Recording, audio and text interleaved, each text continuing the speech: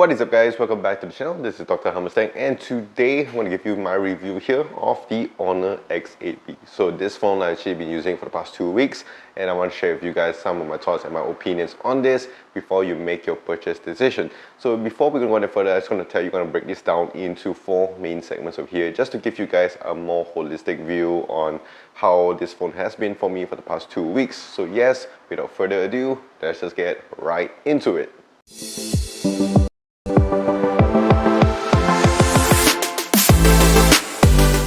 Alright, so before we're going to go on any further, we guys have to talk about the price on this. So for the Honor X8b here in Malaysia, it does go for about 999 ringgit, which does place it at about less than the $250 mark. So that is a really good price point for the entry-level phone. And before we go on to the 4 segments, we have to always remember about the price on this before we make our final conclusion. So first thing here I want to talk about is the holding experience. So this will cover the build, the design, just basically how the phone would feel in your hand or how it felt in my hand for the past 2 weeks. And what I can say about this is that it's really nice. Like overall, we do have a very good solid build. I wouldn't say it's super premium, like with all the glass feel to it, which we are not getting in the first place. We do have a nice vegan leather touch on the back here. So for me, a lot of times I never use a phone case with this phone. Normally I'll just use it bare bones like it is because I really like the back design over here. The quad camera setup here, the triple camera setup that we have on the back is very simple, very minimalistic, so nothing too much to complain about. It doesn't bulge out too much. And one more thing I do want to highlight to you guys is of course the squared sides that we have on this phone. Yes, it's very similar to a particular phone company by the name of Apple when it comes to the design of this. And what I can say about this is that it's really nice. I do always like more of the squared sides on most of my phones anyway, but I do feel that with the edges here, it is a little bit sharper compared to what you're going to get with a higher premium phone, and sometimes it does give me a little bit of some hand fatigue when I'm holding this.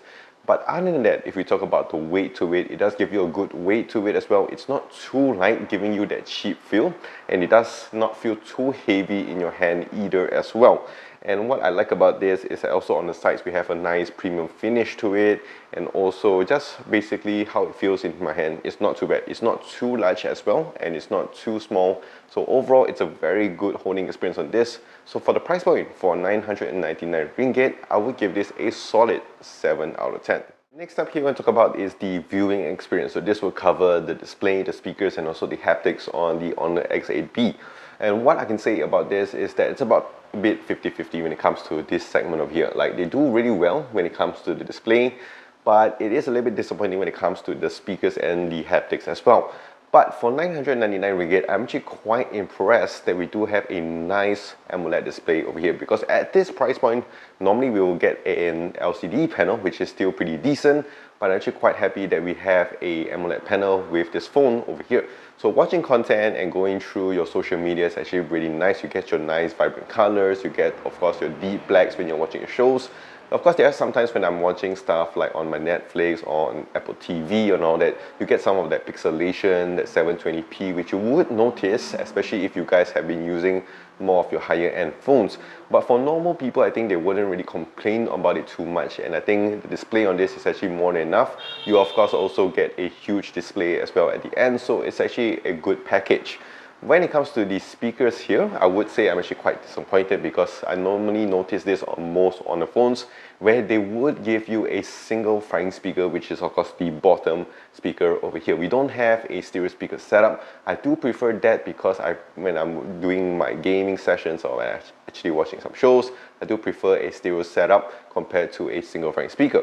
I would say though that the single flying speaker is actually very loud, so in case if you're using it in your rooms or even in your toilet or whatsoever, you know, it still gets it really loud in the end, so it's not too bad for my liking. And of course, third thing here I want to talk about is the haptics. So normally when it comes to haptics, of course when it comes to calls and all that, you're not going to notice much of a major problem with it. It still gives you a very strong vibration, but normally when it comes to gamings over here, I do actually just turn it off because it gets a little bit too heavy for my liking, which I think of course you won't expect this when it comes to a 1,000 ringgit phone. So I think all in all, in terms of the viewing experience over here, I would give it a solid 7 out of 10. So now the third segment over here, let's talk about the user experience. So this will cover the external hardware, the software side of things, and also the battery life. And what I can say about this is that actually Honor has done a really good job for giving the Honor X8b over here packed with a lot of good hardware at this price point. So over here we do have a Snapdragon processor, which of course is pretty decent, but it is of course a 680 chip, so it's an entry level chip. So do not expect this phone to be your substitute when it comes to your gaming or whatsoever. I tried to use picture-in-picture when I'm going through my social media and all that, and it does give me some lags, especially when it comes to gaming as well. Even if I just want to push it up to 60 Hz when I'm playing the Marvel Snap or some other games like that, it doesn't really work. So that is one thing to consider. Yes, it does perform pretty decently when it comes to just light gaming sessions, but all in all, I wouldn't really use this or recommend this when it comes to gaming. Other than that, when it goes to going through your social media, switching in between apps, it actually flows in really nice. I don't really notice much of a stutter if I'm opening up about 3 or 4 apps at once. So I think if you're going through your Chrome, go through your Facebook, check your email, you're not going to notice a lot of stutters or lags, which is of course really good. And then when it comes to the RAM management over here as well, yes, you will get some restarts here and there, but all in all, I think it still performs really well. Other than that, we do also want to talk about the internal side of things. So the software here, I think it's really nice. We still get a lot of customizations with this phone, a lot of features here as well, which they don't really cut a lot when it comes to the other on the phones, which I really do appreciate. And yeah, I think the software experience on this is really nice. We have the Android 13 version as well, the Honor Magic OS 7.2. So it's up to date and it'll still give you a few more years when you're using this phone. Also, one more thing I want to highlight here is of course the battery management when it comes to this phone. So we do have a nice 5000 milliamps of battery in this one up here. So I think it performs really nice. It does give you a full day of usage when you're not using it too heavy.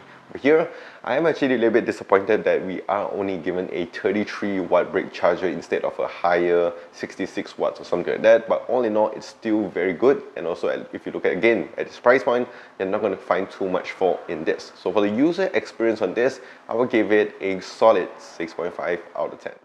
Alright, so last but not least, let's talk about the camera experience with the Honor X8b. Again, we have to remind ourselves that this is a $200 phone. So you have to keep in mind that of course you can't expect too much when it comes to cameras. But one thing I do like over here is that again at this price point you still get an ultra wide lens, which I think a lot of people would notice that you will get this lens cut off.